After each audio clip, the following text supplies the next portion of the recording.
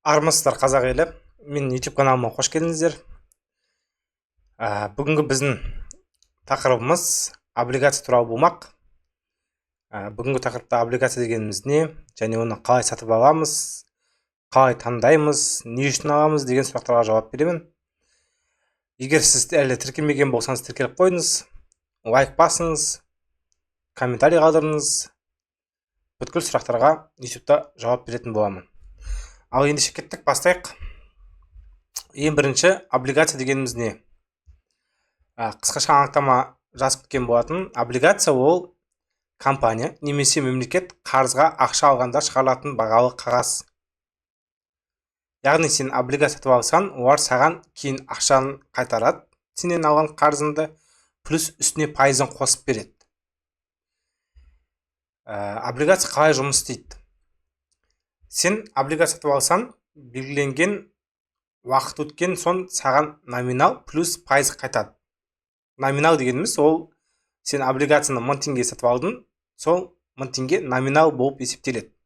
Плюс үстіне пайызы қосылады. Облигация сатып алған кезде қандай заттарға мән беру керек? Ол номинал, пайыздық мөлшерлеме және мерзімі, срогі, қашанға дейін ол облигация болады. Облигацияны не үшін сатып аламыз?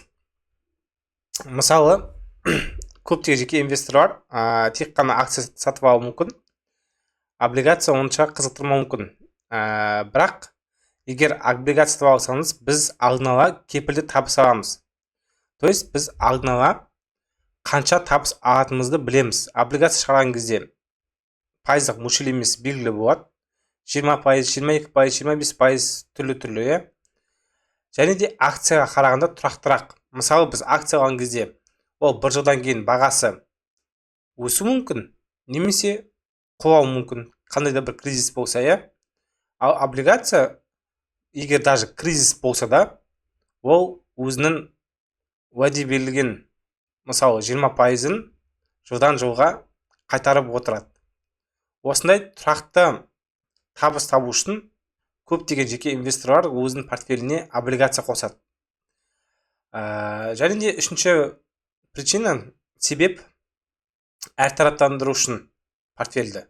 То есть диверсификация деп айтады ғой. Бүткіл ақшаны акцияға салып қоймай, мысалы 10-15%-ын облигация ұстап отыру.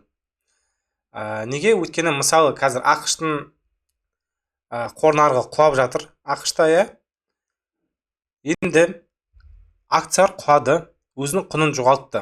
Сіз енді акция сатып алайын десеңіз, арзан бағамен, бірақ ақша жоқ.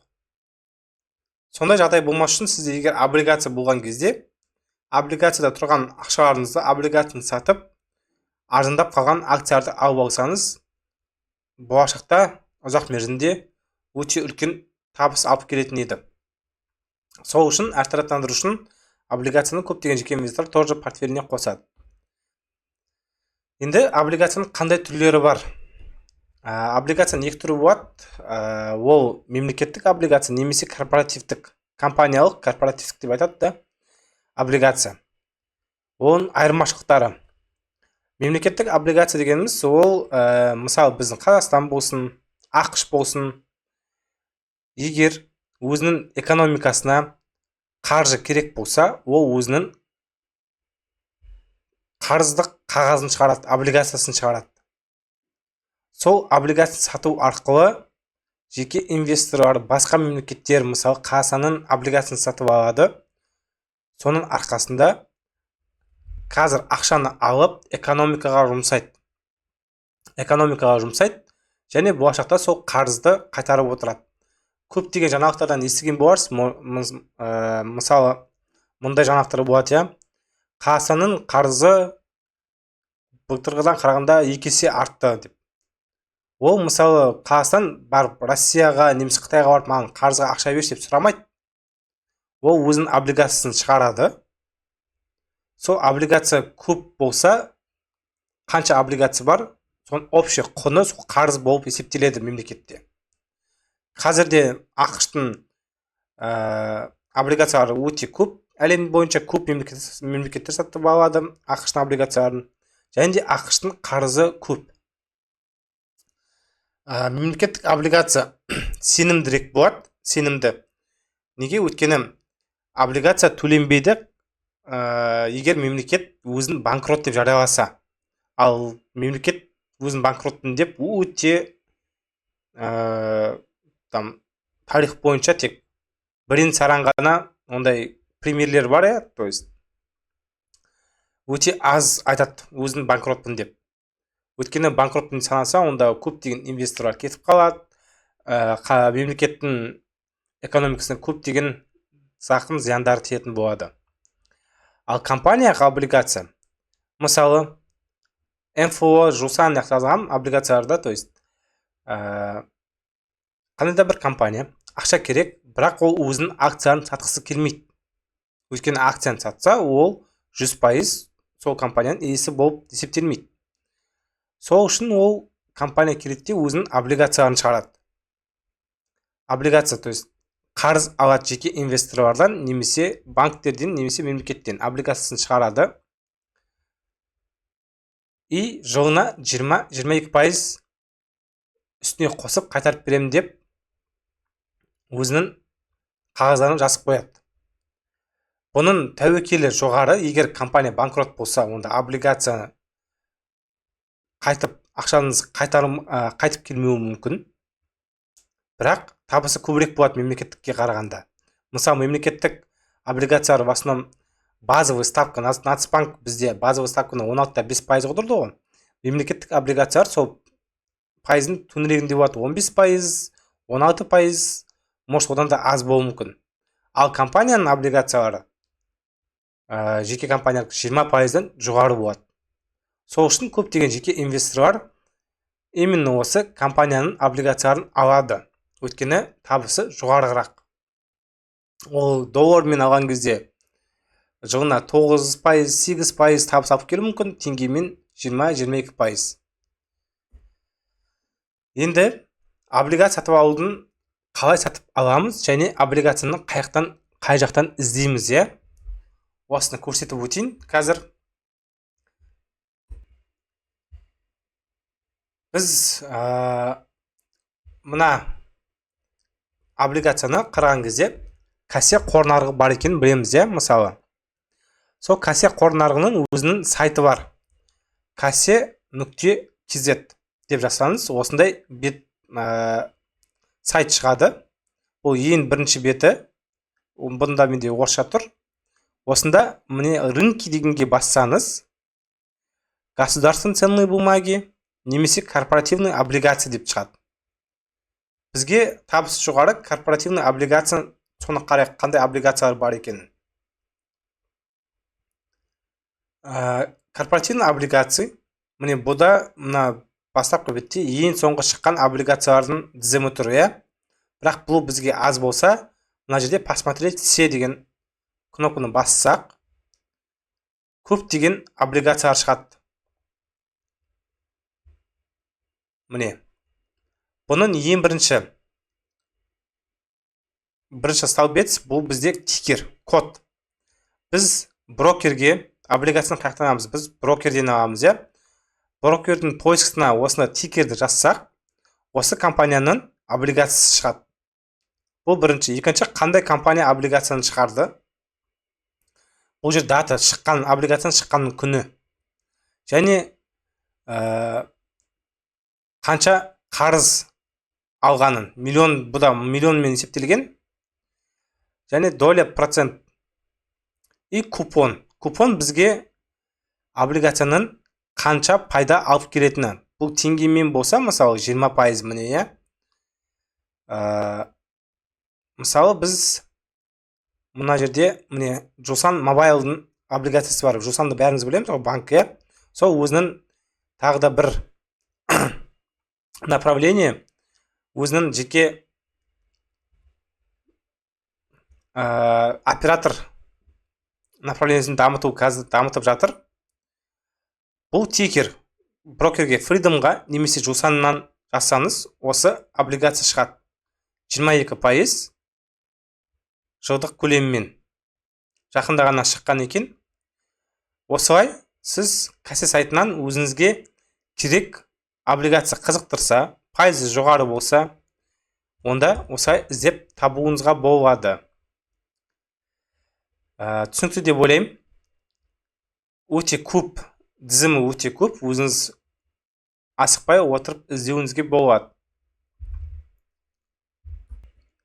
Және мен қазір сізге түсінікті болу үшін өзінің егер алар едім деген облигациялар тізімін көрсетем. Жаңа бірінші қарап өткен кезде Жусан Мобайлды көрдік қой, тикері мына жерде жазып тұр. Валюта теңгемен жылдық пайызы 22%. Ақша беретін 22%-ды жылына 2 рет береді екен. То есть 11% бөліп береді. Номинал дегеніміз облигацияның құны. То есть бір облигация бізде теңгемен 1000 теңге тұрады. 1000 теңге тұрады. Ол теңгемен алған кезде облигацияның көптеген облигациялардың құны осылай 1000 теңге болады. Погашение дейді, облигацияның бітетін уақыты 17 март 2028 жыл. Әлі 3 жыл уақыты бар екен, мысалы, сіз 1000 теңгеге биыл алдыңыз, осы апрельде алдыңыз, және жыл сайын сіз 1000 теңгенің үстіне 220 теңге табыс көресіз. Мысалы, ол қалай? Сізге жылына жарты жыл сайын 220 теңге жылдық табыс болса, 110 теңгеден жарты жыл сайын сізге бір облигацияға қарызын төлеп отырады. Және бұның уақыты біткен кезде облигацияның сіз өзіңіздің 1000 теңгеңізді қайтарып аласыз. Екінші облигация. Бізде мұнда тоже бір қызық облигация, бұл JET Group Ltd. То есть JET-ті бәріңіз білетін шығарсыздар, бұл самокатты арендаға беретін компания. Қазір 8 мемлекетте жұмыс жасап жатыр, қазақстандық компания. Тоже облигациясы теңгеде екен. Жылына жылдық пайызы 21%. Жосанда 22% болса, бұда 21% уже. Беретін ақшасы жарты жыл сайын сізге процентін төлеп отырады тоже. Номинал 1000 теңге емес, бұда уже 990 теңге. То есть 1000 теңгеге жақын, 3 миллион облигация шығарған екен, штук. То есть өзінің бизнесін әрі қарай дамыту үшін. Тоже міне Solva деген МФО микрофинансовая организация бар. Өте үлкен микрофинансовая организация. Қазақстандағы жақында банк лицензиясын алу мүмкін. Сондықтан мен бұл облигацияны тоже алдым. Өйткені өзінің бюджеті өте үлкен. Тіпті банкке айналса, облигациялар уже сенімді болу мүмкін. Бұл уже бізде теңгеде емес, доллармен береді. Ставка 10-5% жыл сайын. Ал бізде депозит доллармен жылына тек 1%. Кім доллармен инвестиция жасағысы келеді, облигация табыс. Осы облигацияны қарауыңызға болады. 10-5% өте жақсы деп ойлаймын. $100 номинал құны, бір қағаздың құны $100. Мысалы, сіз $100 алсаңыз, бір жылда сізге үстіне қосып $10-5 қосып береді. Тоже жарты жылда бір рет төлейді екен. 2023 жылы 2 жылдан кейін облигацияның уақыты бітеді. Сол кезде сіз өзіңіздің $100-ыңызды қайтарып аласыз. Келесі бізде облигация бұл Басколд компаниясы. Бұл Басколд алтын өндіретін компания. Қазір алтынның бағасы жоғарылап жатыр. Сондықтан алтын өндіретін компанияның облигациясын алсаңыз, тұрақты түрде табыс табасыз деп ойлаймын. Бұл тоже доллармен екен, жылына 11% береді. Жылына 11% береді, жарты жылда бір рет төлейді, құны $100. Бірақ уақыты бір-ақ жыл екен. Тағы келесі облигация Алтын Голд. Тоже компания алтын өндірумен айналысады. Шығыс Қазақстанда өзінің бизнесін үлкейту үшін тоже облигациясын шығарған. Жылдық пайызы $100 тоже. Бір облигация құны $100. Жылдық пайызы 9,75%. Ежеквартально дейді, то есть 3 ай сайын сізге пайызын төлеп отырады. Бұл облигациялар тізімі мен өзім осы облигацияларды алар едім, егер менің портфеліме, планыма сәйкес келсе. То есть сенімді деген облигациялардың тізімі. Бірақ ескертіп кететін жағдай, кез келген облигация алмас бұрын өзіңіз толық зерттеуіңіз керек. Өйткені компания жаңағыда айтқандай, егер банкротқа ұшыраса, онда ақшаңыз күйіп кетуі мүмкін. Енді сабағымызды қайтара оралайық. Қандай облигация қай жерден іздейміз және қандай облигациялар бар екенін сізге көрсетіп өттім. Енді облигацияның негізгі тәуекелдері. Тәуекел дегеніміз рискте. Қандай рисктер бар облигацияда? Облигацияда екі риск бар, ол дефолт. Егер компания өзін банкротпын деп жарияласа, онда облигация күйіп кетуі мүмкін. Немесе мемлекет өзін дефолт деп жарияласа, тоже банкротпын деп жарияласа, онда облигация тоже күйіп кетуі мүмкін. Екінші ол инфляция. Біз білеміз, қасында инфляция жылдан жылға артып келеді. Қазір біздің базовый ставка Нацбанк 16,5%. Мысалы 5.000 теңге, осыдан 3 жыл бұрынғы 5.000 теңге, қазіргі 5.000 теңгенің айырмашылығы жер мен көкте. Сол арқылы қазір егер сіз 22%-бен облигация сатып алдық дейік 3 жылға, бірақ 3 жылдың ішінде базовый ставка уже 16,5 емес, 20% болса базовый ставка Нацбанктың, онда облигациялар уже 30% болуы мүмкін. Сіз сатып алған облигация уже құны азайы мүмкін. То есть табысы аз алып келу мүмкін. Бірақ инфляция ол жылдан жылға болатын нәрсе. Енді облигация мен депозиттің айырмашылығы, кейбіреулер айтуы мүмкін. Не істеймін, облигация алып, депозит ашып қойып, сонда ақшам сақтап қойып жүре бермеймін ба деп. Депозит тоже жақсы инструмент. Депозит тоже жақсы инструмент, бірақ оның табысы облигацияға қарағанда аздау болып келеді. Бірақ депозит, егер сіз 10 миллион теңгеге дейін депозит ақшаңыз болса, ол мемлекетпен гарантированно тұрады. То есть мемлекет оған гарант береді. Егер банк банкрот болса, депозиттегі ақшаңызды қайтарып ала аласыз. Ал облигацияда ондай жоқ. Оның жылдық пайыз мөлшерлемесі жоғары, бірақ компания банкрот болса, оның активтерін сатады. Егер активтері жетсе, онда қарызыңызды қайтарасыз. Ал егер активтері жетпесе, онда ақшаңызды қайтарып алмауыңыз мүмкін. Сондықтан депозит ол сенімдірек, бірақ табысы аз. Облигация ондай қатты сенімді емес, бірақ табысы көп. Бірақ егер сіз жақсы бір компанияның, жылдан жылға өсіп келе жатқан компанияның облигациясын алсаңыз, ондай жайт өте сирек кездеседі. Компанияның банкротқа ұшырауы. Енді қашан облигация сатып алған тиімді? Нарық құлдырағанда, қазір білесіздер, барлығыңыз, ақш қор нарығы құлдырап жатыр, акциялар төмендеп жатыр, құлап жатыр. Осындай кезде көптеген инвесторлар өзінің акцияларын одан әрі құламас үшін акцияларын сатып, облигация сатып алады. Неге? Өйткені облигацияда сіз білесіз, ақшаңыз тұрақты түрде тұрады және жыл сайын тұрақты табыс алып келеді. Проценттік ставкалар жоғары болған кезде, егер қазір бізде проценттік базовый ставка өте жоғары, 16,5%, осындай кезде облигацияларында табысы жоғары болады. Өйткені біз депозитке салсақ 15-18% депозиттен табыс табамыз, ал облигация шығарған кезде одан жоғары шығарады. Өйткені өзінің облигациясының қызықты болуы үшін. Жаңа көрсеткен кезде 20%-дан жоғары облигациялар өте көп.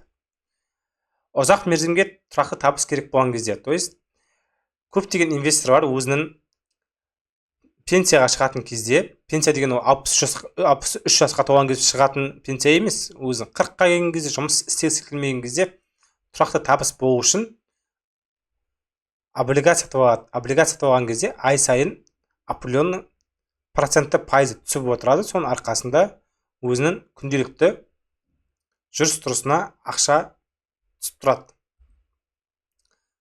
Енді бізде сұрақ жауап рубрикасы. Облигацияны қай жерден сатып алуға болады? Облигацияны жаңа айтып өткендей, біз, например, көрсеттім ғой, Жосан Мобайл, Жосан банкке барып, мен сіздердің облигацияларыңызды алғым келеді деп айта алмаймыз. Айта аламыз, бірақ олар бізге ол кезде облигация сатпайды. Біз облигацияны брокер арқылы аламыз. Жаңадай Жосан немесе Freedom брокерлер бізде облигация сатады Қазақстанда. Сол брокерге кіріп, ішіне жаңа тикерін жазсақ, сол облигация сатып алуымызға болады. Қазақстанда ең табысты облигация қандай деген сұрақ бар екен. Қазақстанда ең табысты облигация негізінен микрофинансовық организация дейді ғой. Сондай облигациялар табысы көп, бірақ риск те көп. Өйткені микрофинансовый организация жабылып қалса, сіздің облигацияңыз күйіп кетуі мүмкін. Облигацияны бүгін алып, ертең сатуға бола ма дейді. Ерте сатуға бола ма дейді. Сіз облигацияны 3 жылдан кейін пока өзінің құнын 3 жылдан күтіп жүрмей-ақ, сізге ақша керек болса, сіз кез келген уақытта облигацияны сатуыңызға болады. Басқа сатып алушы ол облигацияны сатып алады, сіз өзіңіз облигацияны сатып жібересіз. Например, $100 алсаңыз, $100 сатасыз. Сол ақшаңыз сізге түседі. Оның алдында түскен проценті пайызы сізде қалады тоже. Кез келген уақытта сатып алып сатуға болады. Енді қорытындылай келе, бүгін облигация не екенін толықтай түсіндірдім деп ойлаймын. Егер сұрақтарыңыз болса, комментарийға обязательно жазыңыздар, тіркеліп қойыңыздар және лайк басыңыздар. Көптеген реакция болса, соғұрлым YouTube мен арнамды әрі қарай дамытады, әрі қарай продвигать етеді. Соның арқасында бізде қаржылық сауатты адамдар саны көбейеді. Ал ол келесіде Қазақстанның экономикасын көбейтуге үлкен бір себеп. Өйткені әр адам қаржылық сауатты болса, онда Қазақстанда көркейе береді деп ойлаймын. Келесі видеода кездескенше, сұрақтарыңыз болса комментарий жазыңыз. Міндетті түрде жауап беретін боламын.